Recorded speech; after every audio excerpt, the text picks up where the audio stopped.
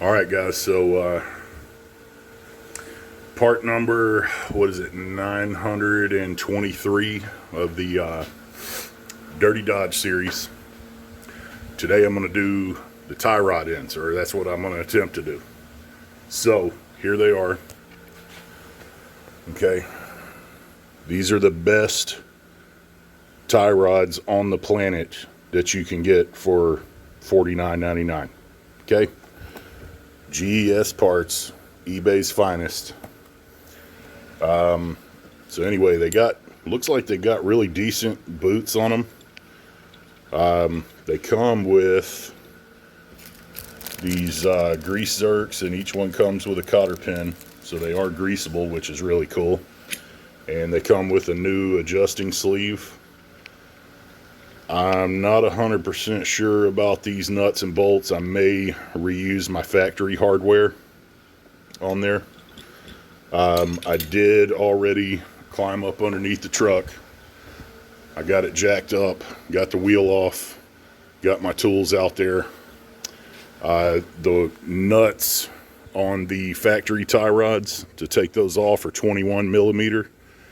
I'm not sure about these yet. I guess we'll find out. These are aftermarket, so keep that in mind. But so basically, I've already climbed up under there. I held these up next to the original ones and made sure they were the same length and size and all that, so everything looks pretty spot on. So basically what I'm going to do, what my plan of attack is, I'm going to take the assembly off. I'm going to pull it off out of there, lay it on the ground, and then I'm going to put this together and get it real close to the same length as far as, you know, how far away the studs are in these. Okay, so I'm going to lay them down on the ground, just get them as close as I can with my eyeballs, and put them back on. So that's my plan.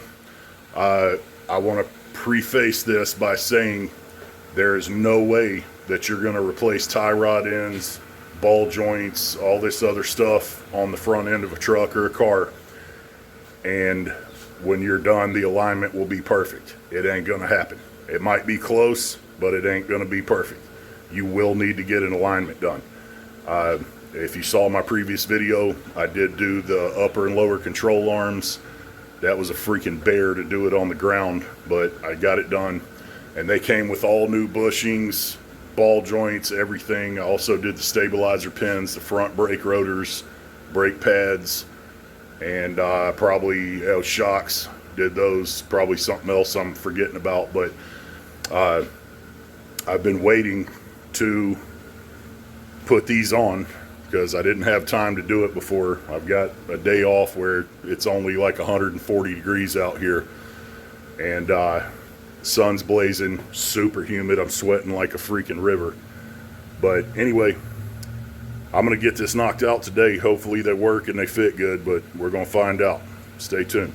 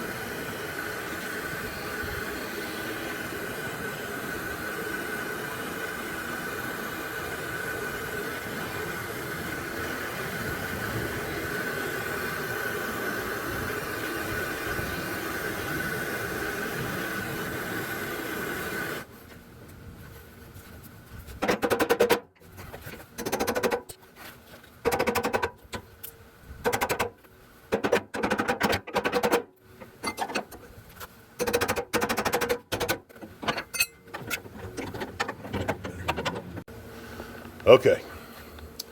Note to self, when you're doing the passenger side tie rod ends, and this is a 2-wheel drive, if you hadn't noticed, 2nd gen Dodge Cummins, you want to take the wheel and turn it all the way to the passenger side, because this ball joint was stuck in there and I couldn't back it out enough to get it out of the hole. So I figured out, I turned the wheel, brought it over here, it slipped right out. So just a little side note.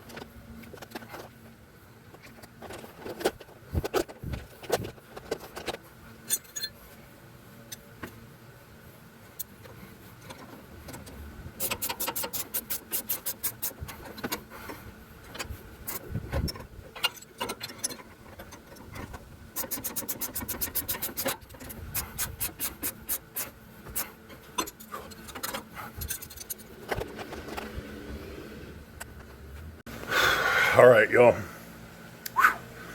Glad that side's done. I'm going to do the other side too, but I got to take me a little sweat break. Let me show you something. For you non-believers, it is 90 degrees in my garage, in the shade, underneath the fan. Okay? And it is real humid out here, and that sun is a-blazing. I am not kidding.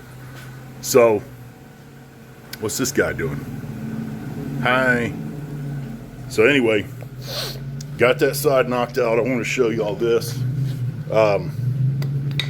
This is the old tie rod. This is the inner one. Okay. If you can take a tie rod and move it with your finger like this, it's bad. Same with this. Okay. One finger movement, it's bad. It needs to be replaced. These were all rusty, starting to flake apart.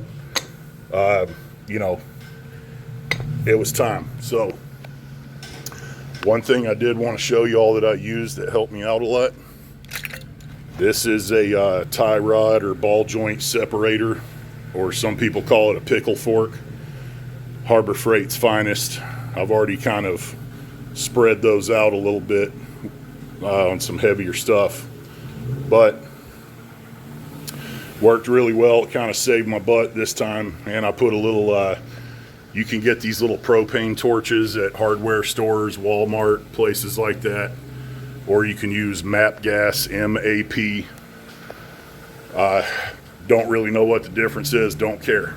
But help me get it knocked out. You know, without this, I may not have been able to get that thing off, because you can only swing a sledgehammer if there's room to swing it. And there wasn't a whole lot of room. So anyway, go to Harbor Freight, or, you know, go to your Snap-on truck if you want to pay $400 for one of these. But Harbor Freight, you know, 5, 10, 12 bucks, something like that. Just pick you one up. Just do it, you know. But like I said, I'm going to take me a break. I'm sweating like a river.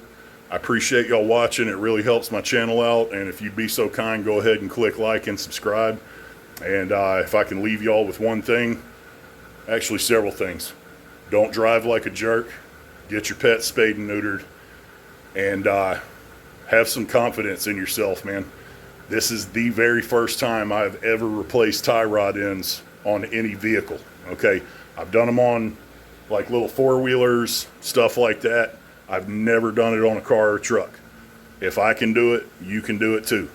Get yourself some tools, you know, have a little bit of confidence, start learning some stuff, you know. If I would have put this thing in the shop, I wouldn't have learned anything. So anyway, thanks again for watching. I'll catch y'all on the next one.